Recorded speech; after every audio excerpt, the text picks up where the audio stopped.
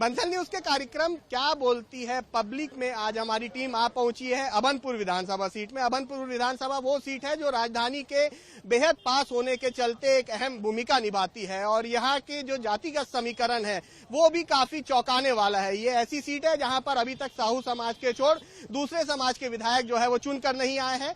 4.5 साल में कांग्रेस की सरकार बनने के बाद विधानसभा में कितना परिवर्तन आया, कितना विकास हुआ और विकास हुआ तो किस तरीके का विकास हुआ, इस पर बात करने के लिए हमारे साथ कांग्रेस के, बीजेपी के और आप पार्टी के जो नेता हैं वो मौजूद हैं। आप शुरुआत करते हैं कांग्रेस के ही जो यहाँ के प्रतिनिधि हैं और जो यहाँ के कार्यकर्ता हैं उनसे।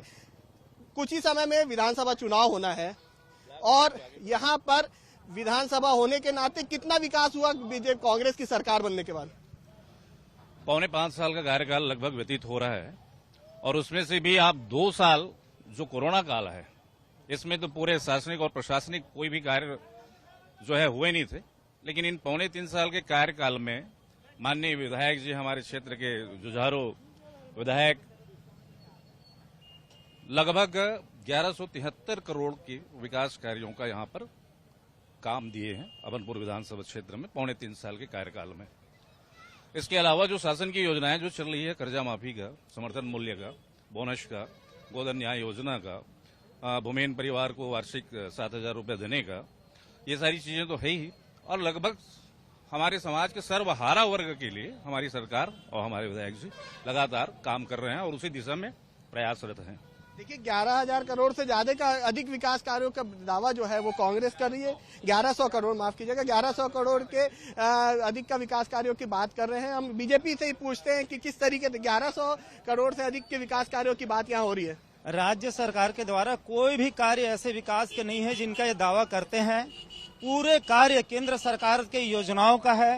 केंद्र सरकार की योजनाओं का नाम बदल करके श्रेय लूटने की दृष्टि से, चूंकि राज्य शासन संघीय व्यवस्था में राज्य शासन के द्वारा कार्य को संचालित किया जाता है, इन्होंने केवल श्रेय लूटने का काम किया है। पूरे कार्य केंद्र सरकार के हैं, पूरी योजनाएं केंद्र सरकार की हैं। बड़ा आरोप है केंद्र सरकार की योजनाओं के श्रेय लूटने का आरोप लगा रहे हैं बीजेपी वाले। पार्टी के लोग सिर्फ झूठ बोलते हैं, झूठ बोलने में ही माहिर है। क्या मैं ये पूछना चाहता हूँ कि 1173 करोड़ क्या मोदी दिए हैं? क्या हमारे इस प्रदेश में कांग्रेस की सरकार है, भूपेश बघेल की सरकार है। यहाँ सभी लोग, चाहे वो किसान हो चाहे व्यापारी हो, सभी लोग खुश हैं। आने वाले भविष्य में 75 पार हमारे कांग्रेस की सरकार बनेगी, 75 पार करेंगे। और भारतीय जनता पार्टी के लोग सिर्फ झूठ और झूठ परोसने का काम कर रहे हैं यहाँ पर। देखिए बीजेपी के ऊपर हमेशा ये आरोप लगता आया है कि बीजेपी केवल झूठ परोसने का काम करती, चाहे प्रधानमंत्री हो या फिर बीजेपी के छत्तीसगढ़ के नेता हो, केवल झूठ परोसे। और यहाँ पर भी वही बोलने सुनने को मिल रहा है। भूपेश बघेल के 4 चिन्हारी, भ्रष्टाचार, घोटाला, लबारी और दलाली। भ्रष्टाचार, घोटाला, लबारी और दलाली। 1100 करोड़ के काम तो अभनपुर के बस स्टैंड में दिखा थे, दुर्दशल देख सकते हो। तो कर से आप 1100 करोड़ पानी में कहाँ बुहागे तेला आप सोच सकते हो। एमन बात करते विकास कार्य के, भ्रष्टाचार, गौठान में भ्रष्टाचार, रेती के बात उठाए हमारे विधायक जी है। 5 साल ले अब वो मुंह बंद करके बैठ गए हैं। ऐसे जो काम हुए हैं वो आप विकास के बारे में सोच सकते हो। 1100 करोड़ के बात हमारे विधायक जी द्वारा करे जाते हैं, लेकिन वो 1100 करोड़ लगे कहाँ हैं? और जो आप मतलब गांव में काम दिखी वो मनरेगा के केंद्र सरकार के फंड है, और जो आप मतलब शहर में काम दिखी वो स्मार्ट सिटी केंद्र सरकार के फंड है। तो सिर्फ लबारी मारे के काम ये कांग्रेस सरकार करे थे और जनता ये मतलब ये चुनाव में जवाब जरूर दी। जनता जवाब देगी। आप जो छत्तीसगढ़ में तेजी से अपने पैर पसार रहे हैं और यहाँ पर बाकायदा उन्होंने कैंडिडेट भी शामिल कर दिया। हमारे साथ आपके भी कुछ नेता हैं, हम उनसे बात करते हैं। क्या लग रहा है दोनों प्रमुख दल, चाहे कांग्रेस या बीजेपी, लगातार जीत की बात करते आ रही है और विकास के कार्यों की बात करी, चाहे केंद्र सरकार की बात कर ले या छत्तीसगढ़ शासन की बात कर ले?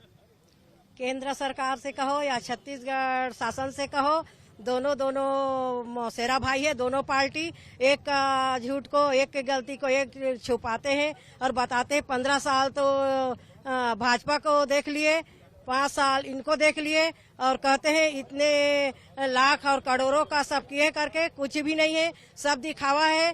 खाली नरवा घुरवा बारी और सब खुश है। किसान कहाँ से खुश है? किसान का खेती में तो खाली गैया और रोड में एक्सीडेंट दुनिया भर का हो रहा है।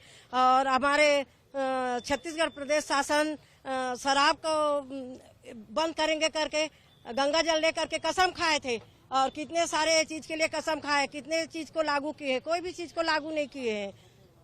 खाली झूठी झूठी बात में आश्वासन दिए। वो तो आगामी 2023 का चुनाव और 24 में सब दिख जाएगा और बता देंगे कि जनता जिसको खुश रखते हैं, खाली अपने अपने आदमी को खुश रखते हैं, बाकी आम जनता के लिए तो राजा बनते हैं क्या, विधायक बनते हैं, मुख्यमंत्री बनते हैं। इस बार हमारे आम आदमी पार्टी भ्रष्टाचार को रोकने के लिए और भ्रष्टाचार भगाने के लिए पूरा स्वतंत्र भारत बनाने के लिए लगे हुए हैं। पूरे 90 सीट में चुनाव लड़ाएंगे और बिल्कुल इस बार हमारी सरकार आएगी और भ्रष्टाचार को भगाना है। क्या लगता है ये शराबबंदी की बात हमेशा निकल के आती है, आरोप लगाया जाता है गंगा जल लेकर सरकार ने बनने से पहले कांग्रेस ने शपथ लिया था कि शराबबंदी करेंगे, लेकिन 5 साल पौने 5 साल बीत गए, शराबबंदी नहीं हुई है। उल्टा आरोप लग रहा है कि सरकार अब शराब बेच रही है। शराबबंदी की बात हुई थी, लेकिन जिस प्रदेश में शराबबंदी की बात हुई, आज हमारे आदिवासी क्षेत्र हैं, वहां आज शराब बंद कर दें। अभी कोरोना काल में सैनिटाइजर पी कर लोग खत्म हो गए। तो भूपेश बघेल की सरकार आम जनता की सरकार है, आम जनता का हित देखती है, किसी को सैनिटाइजर पिला के मारने का काम नहीं करती। उस पर भी चिंतन हो रहा है शराबबंदी का। आज आदिवासी क्षेत्र है, बिना शराब के काम नहीं चलता उनका, शराब पीनी पड़ेगी उनको, वो काम करते हैं। लेकिन आप बोलोगे कि पूरे प्रदेश में शराब बंद कर दो, तो उस पर भी चिंतन हो रहा है। वो अगर आने वाले समय में चिंतन होगा, जो निर्णय होगा सरकार का। बीजेपी इसे लेकर क्या बोलती है, शराब के मुद्दे को लेकर? हम महिला है यहाँ पर, महिला कार्यकर्ता, उनसे बात करते हैं। कितना सत्य लग रहा है हमको इनका वचन जो बीजेपी कांग्रेस के नेता बोल रहे हैं? देखिए, कांग्रेस की सरकार है और कांग्रेस की सरकार की 34 घोषणाएं थी, उसमें प्रमुख रूप से कांग्रेस सरकार ने वादा किया था महिलाओं को छलने का पूरा काम किया है और पूर्ण रूप से शराबबंदी का घोषणा किए थे। लेकिन आज हर महिला, हर गांव में, हर शहर में पूरा ऑनलाइन शराब बिक रहा और पूर्ण रूप से महिलाएं पीड़ित हैं। और महिलाओं के द्वारा जो घोषणा में किया गया वादा, महिलाओं को पूरा पेट रोजी मारा गया है, रेडी टू ईट भी बंद किया गया है और महिलाओं के उसमें और पूरा संरक्षण भी नहीं है। आजकल महिलाओं पूरा पीड़ित है, हर जगह दुराचार हो रहा है, अत्याचार हो रहा, महिलाओं को खुलेआम छेड़ा जा रहा, बलात्कार हो रहा। इस कांग्रेस सरकार की ये देन है। क्या लगता है आपको? एक बड़ा आरोप लगा रही है महिलाएं सुरक्षित नहीं है, ऐसा कहना है बीजेपी की महिला। ये महिला लोग सुरक्षित हैं और आज मुख्यमंत्री जी के सहयोग से गांव महिला लोग गौठान खुले हैं, उसकी वजह से महिला जब तक घर में थे आज वो बाहर निकलकर आत्मनिर्भर बन गए हैं, सिर्फ भूपेश बघेल की योजना से। और हम चाहेंगे कि आने वाले पीढ़ी में भी मुख्यमंत्री भूपेश बघेल ही। क्या सोचती हैं आप इसे? जिंदाबाद। हमारी सरकार है, फिर से आएगी हमारी सरकार। हमारे विधानसभा में हमारे जो अनुभवी विधायक है इतने अच्छे विकास कार्य कर रहे हैं, जो हम देख नहीं सकते कितने विकास कार्य हो रहे हैं और हम महिला आत्मनिर्भर हो गई है। यहाँ की जो मूलभूत चीजें हैं, जरूरतें हैं, जैसे पानी की बात हो या फिर लो वोल्टेज की बात हो, अभनपुर की जनता इससे खासी परेशान है। जो मूलभूत चीजें हैं अभनपुर की, चाहे जल की व्यवस्था की बात हो या लो वोल्टेज और बाकी जो चीजें हैं, सड़क भी यहाँ दिख रहा है, विकास कुछ दिखता है आपको? विकास तो अभनपुर की धरातल में पूरा शून्य है। आप जिस जगह से लाइव कर रहे हैं, आप देख सकते हैं कि अभनपुर की जर्जर सड़क के हालात है। मुख्य नगर पालिका का दर्जा अभनपुर को माननीय मुख्यमंत्री जी के द्वारा दिया गया है, लेकिन विकास कोसों दूर है अभनपुर से और धूल उड़ती सड़क से पूरा नगरवासी, व्यापारी वर्ग, आम जनमानस पूरा परेशान है। चाहे पानी की समस्या हो, चाहे बिजली की समस्या हो, चाहे रोड की समस्या हो, चाहे नाली की समस्या हो, सभी जगह भ्रष्टाचार है। कुल मिलाकर ये कांग्रेस सरकार 4.5 साल में आम जनमानस को धोखा और छल करते हुए आई है। सारी जितने भी काम है, अभी बगल में Rajiv road Gariaband national highway का काम चल रहा है, सारा काम जो है भारत सरकार का। आपने कहा कि कांग्रेस ने ये काम रोक के रखा है, लेकिन ये नेशनल हाईवे की रोड है, रेलवे का काम रेलवे करती है, तो इसमें कांग्रेस का क्या बात है? कांग्रेस वालों ने जो अंडरब्रिज जो पूर्णतः बन के अंडरब्रिज जो है पूर्ण रूप से विकसित हो चुका, आप देख सकते हैं, उसमें बाधित करके रखा हुआ है ताकि भाजपा के ऊपर ब्लेम लगा सके। जबकि राज्य सरकार को ये शहर की जो रोड है उसको राज्य सरकार को दे चुकी है और नेशनल हाईवे जो है बाईपास हो चुका है। और इस माननीय विधायक जी चाहते हैं कि अभनपुर का विकास ही ना हो। तो कुल मिलाकर मैं बात करता हूँ, मैं बात करता हूँ कांग्रेस के लीडर से ही बात करता हूँ। बड़ा आरोप लगा रहे हैं कोई विकास नहीं हुआ है, नेशनल हाईवे का काम नहीं हुआ, रेलवे का काम रुका हुआ है, राज्य सरकार का लेकिन ये काम नहीं है। ये रेलवे सेंट्रल गवर्नमेंट का काम है, राज्य सरकार का काम नहीं है। रेलवे का जो है और ये NH नेशनल हाईवे है, ये भी सेंट्रल गवर्नमेंट का काम है, स्टेट का काम नहीं है। और एक चीज और बता रहा हूँ, पहले लोग राम के नाम से ही वोट मांगते थे, लेकिन आजकल ये भी नहीं मांग पा रहे हैं, क्योंकि भूपेश बघेल जी ने राम गमन पंथ बनाया है, गांव गांव में रामायण का काम करवा रहा है, और कौशल्या मंदिर जो 15 साल से कभी सुध नहीं ली भाजपा वाले, वो हम लोग राम सिखाएंगे, हमको राम सिखाएंगे। राम हमारे दिल में बसता है, यहाँ बसा हुआ है राम, और ये राम के नाम में आजकल वोट भी नहीं मांग सकते। और 1173 करोड़ जो बता रहे विकास ना, ये हमारे पास प्रूफ है, कोई दिखावटी नहीं है, अभी लाए नहीं, हमको आपको दिखा देते पूरा। देखिए राम की बात एक बार फिर से आ गई है। छत्तीसगढ़ की राजनीति में भगवान राम एक अपना अलग स्थान रखते हैं, और कांग्रेस ने कहीं ना कहीं एक बार फिर से राम को राजनीति में लाया है। हम बात करते राम भगवान को लेकर खूब राजनीति चल रही छत्तीसगढ़ में, राम वनगमन को लेकर, चाहे राम के ननिहाल को लेकर। एक बार फिर से यहाँ राम की बात आई कि आप लोग राम का नाम लेकर वोट मांगते हैं और राम को लेकर साथ में चलते हैं। इनका आरोप गलत है। 500 साल से जिस राम मंदिर के लिए कांग्रेस ने ही वकील नियुक्त करके बाधित किया, राम मंदिर न बने इस कारण से कांग्रेस वालों के वकील लगे, और उस राम मंदिर निर्माण का मार्ग बनने का मार्ग यदि प्रशस्त किया तो माननीय नरेंद्र मोदी जी ने किया। ये झूठा श्रेय लूट रहे हैं, ये झूठा श्रेय लूट रहे हैं। प्रवीण जी एक बात यहाँ पर है, बीजेपी ने प्रत्याशी की घोषणा सबसे पहले कर दी है ना। यहाँ पर से इंद्रजीत साहू को यहाँ पर से अपना प्रत्याशी बनाया है।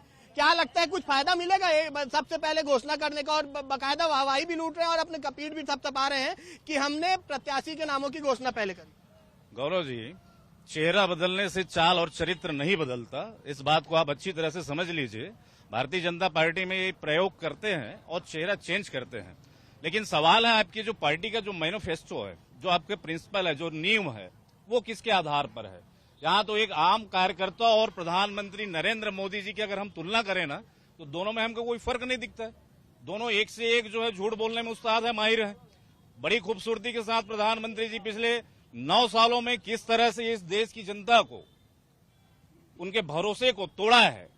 चाहे हर साल 2 करोड़ युवाओं को रोजगार देने की बात हो, चाहे काला धन लाने की बात हो, चाहे 15 लाख खाते में आने की बात हो, चाहे महंगाई कम करने की बात हो, चाहे भ्रष्टाचार कम करने की बात हो, किस मुद्दे में अभी तक ना माननीय मोदी जी किस मुद्दे को अभी तक पूरा किया है इन्होंने, अभी तक बताएं।